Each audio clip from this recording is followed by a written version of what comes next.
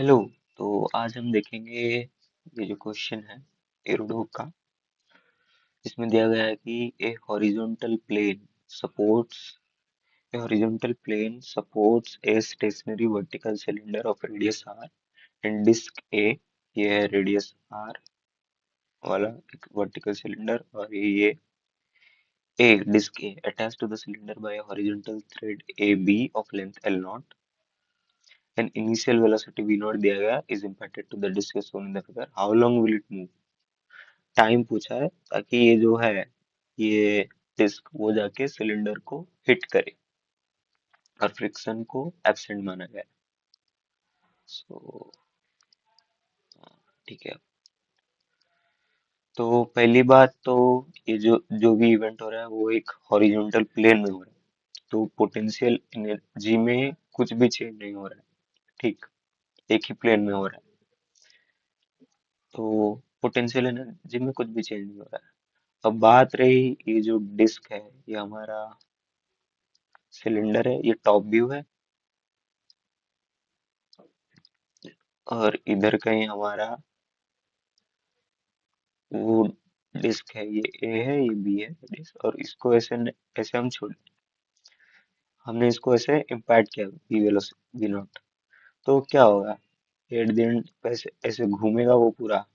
ठीक, घूमेगा, एक राउंड इसका होगा, फिर दूसरा राउंड ऐसे वो थ्रेड जाके उसके चारों तरफ घूम जाएगा। ये जो सॉर्ट ऑफ कुछ एक एक कर्व लेता है वो पाथ। तो अगर इस वाले हम डिस्क को देखें, तो इसमें जो फोर्स लग रहा है एक ही प्लेन में मूव हो रहा है। ठीक, तो इसमें और फोर्स क्या लग रहा है, सिर्फ टेंशन लग रहा है, और ये टेंशन और वेलोसिटी के बीच में 90 डिग्री रह रहा है एंगल सभी। इधर जब जा रहा है टेंजेंट में से जा रहा है वेलोसिटी, इधर वो रस्सी है तो इधर टेंशन टी, फिर इधर ऐसे वो वी वेलोसिटी से वी नॉट, वी नॉट नहीं बोलता हूँ, वी बोलता हूँ। फिर वो ऐसे जाता है, वो रस्सी ऐसे जाता है, तो ये रस्सी ऐसे इसके चारों तरफ वो ऐसे रैप करता है, वाइंड करता है, और वो ऐसे घूमता है, फिर एट द एंड वो जब पूरा रस्सी से कवर हो जाएगा इसके चारों तरफ, वो जाके सिलेंडर को हिट करेगा। ठीक, तो अब बात है टेंशन और इसके बीच में 90 डिग्री है जब वो डिस्प्लेस हो रहा है जिस डायरेक्शन में। तो इसका मतलब क्या हुआ, टेंशन का जो वर्क डन है वो जीरो है, और कुछ तो फोर्स यहाँ पर एक्ट नहीं कर रहा है। पर एक ही प्लेन में ले रहे तो पोटेंशियल एनर्जी भी चेंज नहीं हो रहा है, वर्क डन जीरो है। दैट मीन्स क्या है, काइनेटिक एनर्जी भी जीरो होगी। ठीक, kinetic change in kinetic energy equal to zero, sorry kinetic बोल दिया। तो change in kinetic energy zero होना मतलब क्या है, वेलोसिटी इसका कांस्टेंट है। ठीक, तो ये हर जगह पर वी नॉट स्पीड में ही जा रहा होगा, तो हमें ऐसा पता चलेगा कि ये जो वी नॉट है वो कुछ एक तो कांस्टेंट है। ठीक, तो अभी हमें पूछा है कि टाइम कितना लगेगा ताकि ये जाके इसको हिट करे। तो अभी हमें क्या करना है, ये पूरा जो ऐसे घूमेगा, अगर हमने इस पाथ का वो ऐसे गया, सपोज कुछ रहा फिर ऐसे जाएगा, अगर हमने इस पाथ का हमने टोटल डिस्टेंस जो ये ट्रैवल करता है वो हमने अगर कैलकुलेट कर ली, तो हमारा क्वेश्चन हो जाएगा। हम टाइम के लिए distance upon distance equal to speed upon, हाँ, speed equal to distance upon time, तो time equal to distance upon speed. ठीक, वी नॉट से डिवाइड कर लेंगे। तो अब हमें ये बेसिकली ये जो टोटल डिस्टेंस ये ट्रेवल करता है वही निकालना है। ये जो पाथ है इसका वो कैसे करे देखते हैं। तो देखो, ये है वो सिलेंडर जिसका रेडियस है आर। ठीक, थोड़ा बड़ा कर लेता हूँ, मुझे थोड़ा और स्पेस चाहिए इसके लिए। देखते हैं, ये तो थोड़ा बड़ा करके बना था। ये है वो सिलेंडर, इसका रेडियस है आर। ठीक, यहाँ पॉइंट दिया गया है बी, इधर से एक स्ट्रेट लाइन, ये है ए पॉइंट, ये डिस्टेंस हमें दिया गया है एल नॉट, रस्सी का नीचे। इधर हमने इसको क्या किया, वी नॉट ऐसे बोलते, वेलोसिटी इम्पैक्ट करा। तो अब क्या है, सपोज कुछ टाइम बाद ये ऐसे थीटा एंगल जाता है। ठीक, कोई एक पॉइंट एक इंस्टेंट में ऐसे थीटा एंगल जाता है और ऐसे डी थीटा वो गया हुआ है। तो हम क्या करेंगे देखो, बेसिकली वो पाथ कुछ इसका ऐसा टाइप का है, ठीक। तो हम क्या करेंगे, ये जो डिस्टेंस है ऐसे ले रहे हैं, तो ये कुछ ऐसा टाइप का बना। इधर ये कोई एक इंस्टेंट में ये पार्टिकल अभी इधर है, ठीक। वो ऐसे इसका स्पीड v नॉट है, और ये डी थीटा एंगल यहाँ पर ऐसे सबटेंड कर रहा है, और ये यहाँ पर ऐसे थीटा घूम चुका है इनिशियल पोजीशन से, और डी थीटा एंगल ऐसे छोटा एंगल एक सबटेंड कर रहा है। हम इतना डिस्टेंस हमें पता है, सपोज ये है डी एस, ठीक। तो ये वाला एंगल कितना होना चाहिए, डी थीटा होना चाहिए।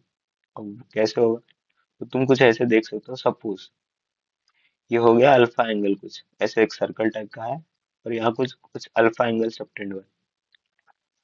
तुम कुछ ऐसे देख सकते हो, ये हो गया 90 डिग्री, ठीक।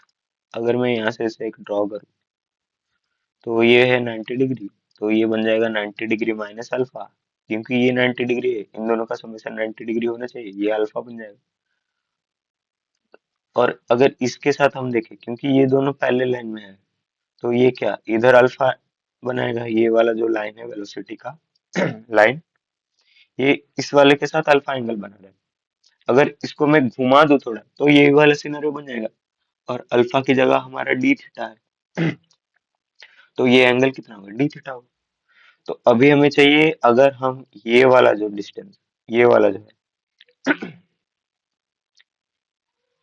ये वाला जो है, अगर हम ये लेंथ और इस जो क्या बोलते हैं सर्कल का जो पार्ट है, वो एक आर्क की तरह समझो, और इसको ये आर्क है और ये रेडियस है, और यहाँ पर कुछ एंगल सबटेंड हो रहे हैं।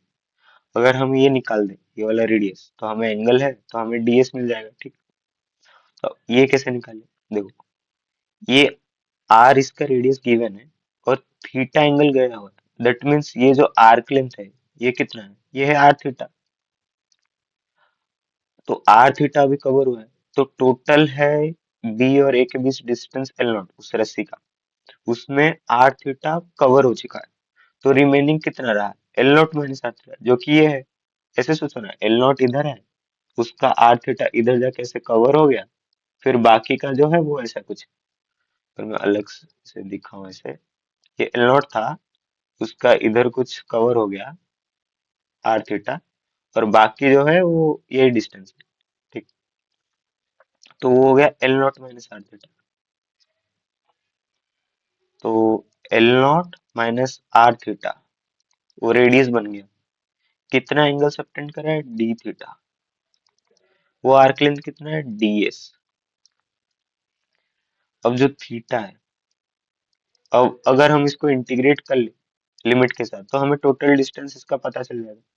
अब ये थीटा क्या होगा, टोटल थीटा की मतलब जो लिमिटिंग थीटा होगा, जो कि मैक्सिमम होगा, वो क्या होगा, देखो, ये एल नॉट है और ये आर है।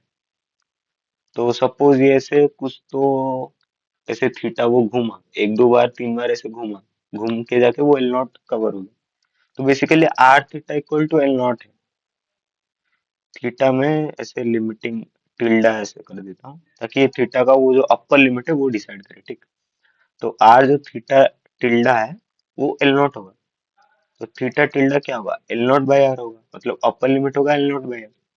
तुम कुछ ऐसे सोच सकते हो, अगर ये टू पाई आर हुआ, मतलब रस्सी का लेंथ एल नॉट का, तो ये थीटा कितना घूमेगा, two pi R divided by R, two pi cover होगा, सॉर्ट ऑफ वही बोल रहा हूँ, L not divided by R, theta tilde कितना वो घूमेगा उसको वो दर्शा रहा है।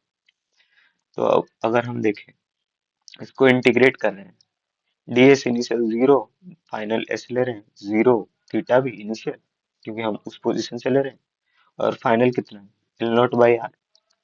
तो एल नॉट डी थीटा का integration theta minus R, theta का integration theta square by two. अब हमने डाला limit L not by R zero equal to S, ठीक। तो एल नॉट थीटा हम डालेंगे, तो ये बना L not by R minus R theta square, तो एल नॉट बाई आर का square divided by two, zero डालने से सब जीरो हो जाएगा, कुछ दिक्कत नहीं। इक्वल टू एस, तो वो माइनस हो रहा है, कोई दिक्कत नहीं।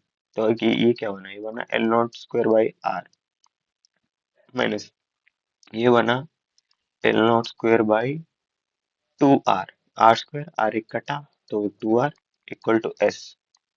तो एस हुआ L not square by two R, L not square by R common ले लिया मैंने, वन माइनस हाफ, तो ये बन गया हाफ, तो L not square by to.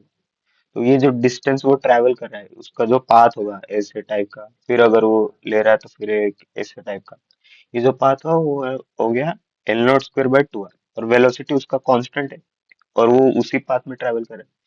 तो टाइम क्या होना चाहिए, S divided by V, S है L not square by two R और वी है वी। तो ये बन गया हमारा आंसर, इतने टाइम के बाद जो उसको जाके हिट कर ले। सो आई होप तुम्हें ये समझ में आया होगा। मिलते हैं नेक्स्ट वीडियो में और एक नए प्रॉब्लम के साथ। Bye bye.